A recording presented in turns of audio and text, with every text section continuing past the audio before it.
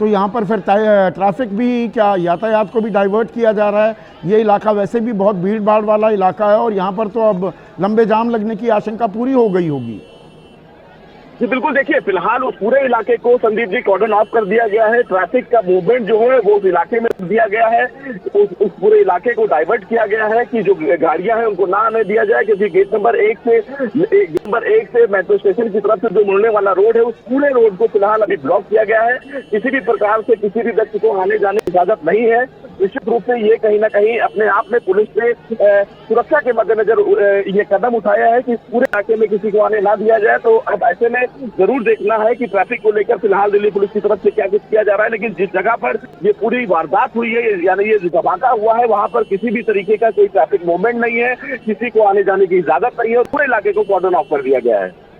तो पूरे इलाके को कॉर्डन ऑफ कर दिया गया है। ये लाल किले के मेट्रो स्टेशन के गेट नंबर 1 के नज़दीक एक कार में धमाके की खबर है, जो मेरे सहयोगी सुशील पांडे हमें बता रहे हैं। आग फैल गई 2 और कारों में भी। अलग से और धमाकों की कोई खबर नहीं। धमाका किस वजह से हुआ, इंजन में आग लग गई या कोई साजिश के तहत ये कोई आतंकी वारदात है क्या, ऐसी कोई अभी जानकारी, पुख्ता जानकारी हमारे पास नहीं मिली है। गाड़ियों तक ही आग सीमित रही, बाकी आसपास के इलाके में आग नहीं फैल पाई है, जो हमें शुरुआती जानकारी मिल रही है। 2 से 3 लोग मामूली रूप से जख्मी बताए जा रहे हैं, पर इलाके में अफरा तफरी तो मच गई है। और जो दर्शक हमारे देख रहे हैं और जो इस लाल किले के रूट से अगर आप जाते हैं, आप घर वापस लौटते हैं या उस इलाके में खान पान के लिए आप जाना चाह रहे हैं, तो इस वक्त हमारी तो सलाह यही होगी कि उधर ना जाइए, क्योंकि सारे एरिया को अब कॉर्डन ऑफ कर दिया गया है और नाकेबंदी भी कर दी गई है। 7 दमकल गाड़ियां हमें जानकारी मिल रही थी, अभी आंकड़ा बढ़कर 10 का हो गया है। 10 गाड़ियां अब आग बुझाने में जुटी हैं, जैसा लेटेस्ट अपडेट, ताज़ा अपडेट मेरे सहयोगी सुशील ने हमें दिया है। सुशील, और कुछ नई जानकारी?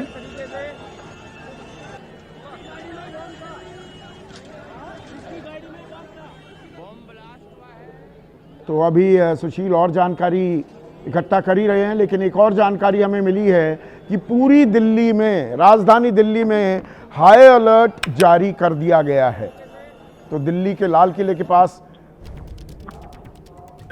धमाका हुआ है कार में, अब पूरी राजधानी में हाई अलर्ट जारी कर दिया गया है, क्योंकि अभी हमें ये जानकारी नहीं मिल पा रही है। ये अंदर ही आग लग गई, गाड़ी में धमाका हो जाता है, इंजन में आग लग जाती है। इस तरह की तस्वीरें, इस तरह के वाक़े लगातार पेश आ रहे हैं, पर हमें यहाँ पर ये नहीं मालूम गाड़ी में ही धमाका हुआ, ये बम धमाका है, ये कुछ और तो नहीं। और 2 और गाड़ियों में ये आग फैल गई। अब सुशील हमारे साथ फिर से जुड़ गए हैं। सुशील, और कुछ नई जानकारी जो मिल रही हो? जी देखिए, फिलहाल दिल्ली को संदीप जी हाई अलर्ट पर रखा गया है। तमाम संवेदनशील इलाकों को फिलहाल दिल्ली पुलिस के वरिष्ठ अधिकारियों को ये निर्देश दिए गए कि जितने भी हाई अलर्ट इलाके हैं वहां पर दिल्ली पुलिस के तमाम जो जवान हैं उनकी तैनाती बढ़ाया गया है। दिल्ली में इस तरह का जिस धमाका हुआ है वो निश्चित रूप से सुरक्षा एजेंसियों पर सवाल है और ये धमाका किन वजह से हुआ है और जिस तरह से तमाम जो गाड़ियां आसपास की इस पूरे धमाके से इफेक्ट हुई है, निश्चित रूप से जो सुरक्षा जांच एजेंसी है उसको भी जानकारी दी गई है। सबसे बड़ी बात यह है कि दिल्ली पुलिस कमिश्नर को भी इसकी जानकारी दी गई है। हालांकि इस पूरे मामले में तमाम जो वरिष्ठ अधिकारी हैं दिल्ली पुलिस के, वो नजर बनाए हुए हैं कि आखिर जो लाल किले के पास गाड़ी में धमाका हुआ उसके पीछे की वजह क्या है, क्या इसके पीछे कोई शामिल है या गाड़ी में किसी भी प्रकार का कोई शॉर्ट सर्किट हुआ है, सीएनजी ब्लास्ट, तमाम पहलुओं पर जांच की जा रही है। लेकिन सुरक्षा के मद्देनजर दिल्ली में सुरक्षा बढ़ा दी गई है। तमाम जो संवेदनशील इलाके हैं वहां दिल्ली पुलिस की पहचान बढ़ा दी गई है और दिल्ली पुलिस कमिश्नर खुद इस पूरे पहलू पर नजर बनाए हुए हैं। जानकारी क्या ये भी मिल पाई है सुशील कि जिन गाड़ियों में ये धमाका, जिस गाड़ी में धमाका हुआ, 2 और गाड़ियों में जो आग लगी, इनमें कोई बैठा हुआ था या गाड़ी लॉक करके गए हुए थे, ये जानकारी मिल पाई है? जी देखिए संदीप जी, अभी फिलहाल इस पूरे मामले में जानकारी ये नहीं मिल पाई है कि जिस गाड़ी में धमाका हुआ क्या उसमें कुछ लोग थे या जो गाड़ियां आग की चपेट में आई उसमें कोई था। इन तमाम पहलुओं पर फिलहाल दिल्ली पुलिस के तमाम अधिकारियों से हमने संपर्क करने की कोशिश की, लेकिन वो फिलहाल अभी कोई भी बात जवाब नहीं दिया जा रहा तो है। पूरी एहतियात भी बरती जा रही है। एक और अपडेट आ रहा है सुशील की एनआईए की टीम भी वहां पर पहुंच गई है और एनएसजी की टीम भी। एनआईए और एनएसजी का मौके पर पहुंचना, ये मामला काफी गंभीरता से लिया जा रहा है, ये साफ संकेत मिल रहे हैं क्या?